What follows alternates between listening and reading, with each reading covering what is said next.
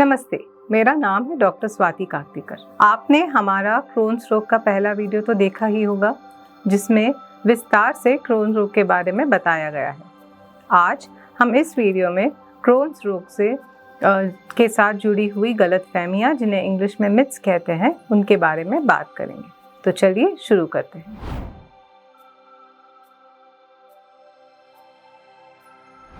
ये सही नहीं है।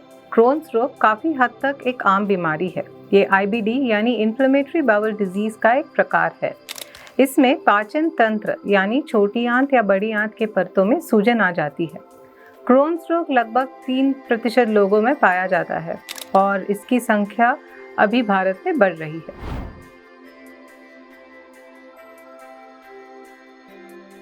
नहीं, क्रोन्स डिजीज़ और IBS यानी इरिटेबल बाउल सिंड्रोम दोनों अलग तरह की बीमारियां हैं।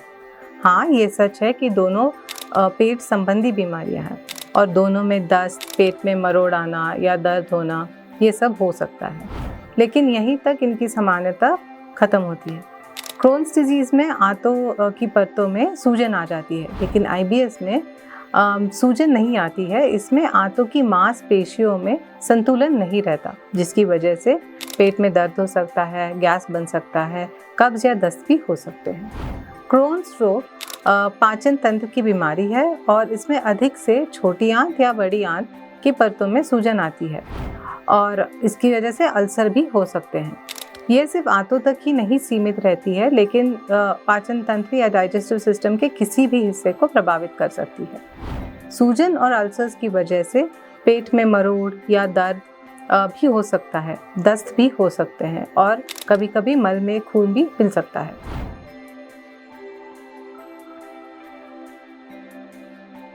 नहीं, ये कहना गलत है कि गलत खाने की आदतों से क्रोन्स रोग हो सकता है।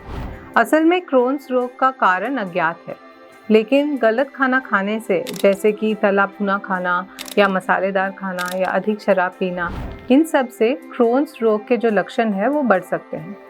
क्रोन्स रोग से पीड़ित लोगों को एक संतुलित आहार खाना चाहिए, क्योंकि ये एक आंतों की बीमारी है। इसमें आहार से पौष्टिक अंशों का एब्जॉर्प्शन या अवशोषण ठीक से नहीं होता और इसकी वजह से इन मरीजों में अधिकतर विटामिन्स की कमी हो सकती है, साथ में प्रोटीन लॉस और अधिक वज़न घटने की परेशानी भी हो सकती है।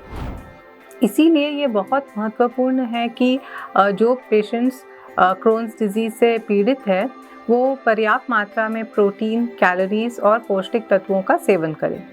अधिक तला भुना खाना, मसालेदार खाना या अधिक फाइबर वाला खाना, लाल मांस और गैस करने वाले पदार्थ जैसे कि बीज और मेवा, इन सब चीज़ों से दूर रहें।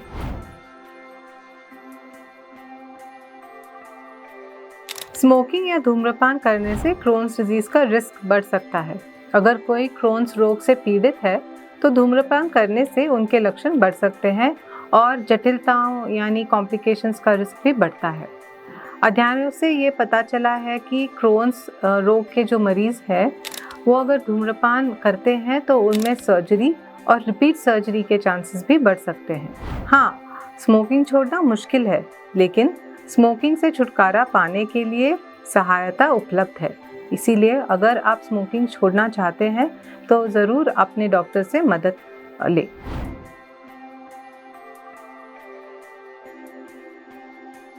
क्रोन्स रोग 12 से 35 वर्ष की आयु में सबसे आम है, लेकिन ये रोग किसी भी उम्र में हो सकता है। बच्चों में भी क्रोन्स रोग के होने की संभावना है। शोध से पता चला है कि क्रोन्स रोग वंशानुगत हो सकता है, जिसका अर्थ है कि यदि माता पिता या भाई बहन को भी ये बीमारी है तो इस बीमारी का विकसित होने की संभावना बढ़ जाती है।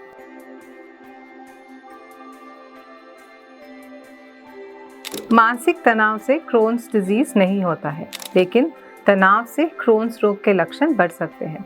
तनाव को नियमित रखना बहुत ज़रूरी है अपने क्रोन्स रोग के लक्षण को कंट्रोल में रखने के लिए।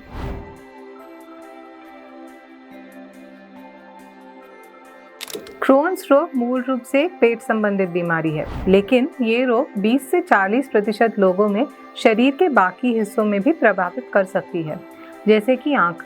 आँखों को अफेक्ट कर सकती है और इसे यूवेइटिस कहा जाता है। इससे आँखों में दर्द होना या दिखना भी कम हो सकता है। कुछ मरीजों में जोड़ों का दर्द भी होता है।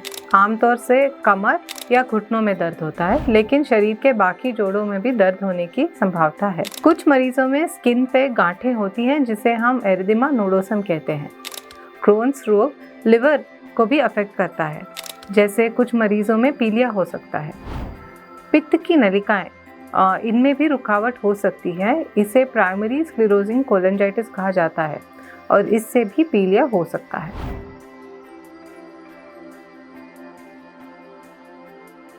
आंत के प्रभावित हिस्से को सर्जरी करके शरीर से निकाल देना मददगार हो सकता है, लेकिन यह क्रोन रोग का समाधान नहीं करता। जहां से आंत का हिस्सा हटाया जाता है, उसके अगले हिस्से में सूजन या अल्सर फिर से आ सकते हैं। कुछ मरीजों को क्रोन्स रोग के लिए एक से अधिक सर्जरी करने की आवश्यकता भी पड़ सकती है।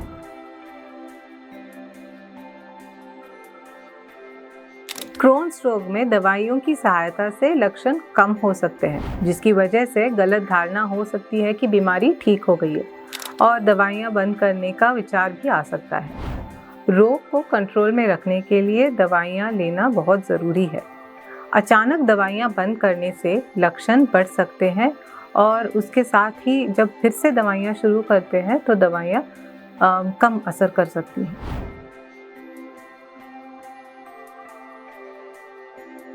नहीं, ये सही नहीं है।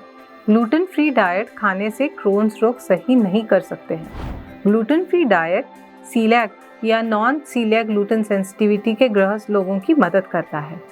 क्रोन्स रोग के मरीजों को कभी कभी कुछ खाद्य पदार्थ खाने से तकलीफ बढ़ सकती है, लेकिन ये सभी मरीजों के लिए एक समान नहीं होती है। इसलिए ये ज़रूरी है कि अगर किसी को कोई खाद्य पदार्थ सूट नहीं कर रहा हो या लक्षण बढ़ रहे हो तो वो उसका सेवन कम कर दे।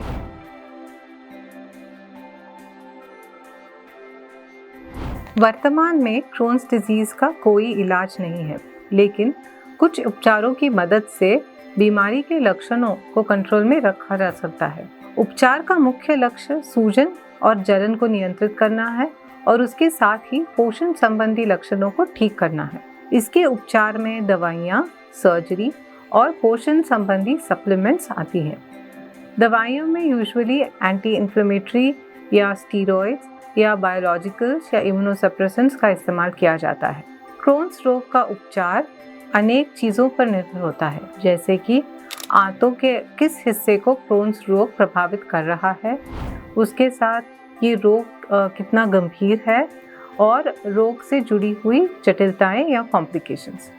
कुछ लोगों में कई वर्षों तक क्रोन्स रोग का कोई लक्षण नहीं होता है और ये बहुत ही शांत से रह सकता है और बहुत लंबे समय के बाद इसके लक्षण सामने आ सकते हैं।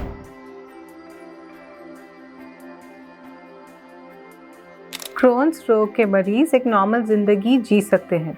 सही तरह की ट्रीटमेंट से मरीज एक सामान्य जीवन बिता सकते हैं। क्रोन्स रोग से ग्रस्त ज़्यादातर लोग अपने जीवन में सामान्य गतिविधियां, नौकरी या अपने व्यवसाय का काम कर सकते हैं।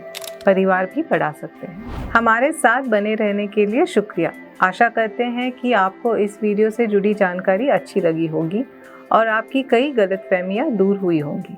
Thank you.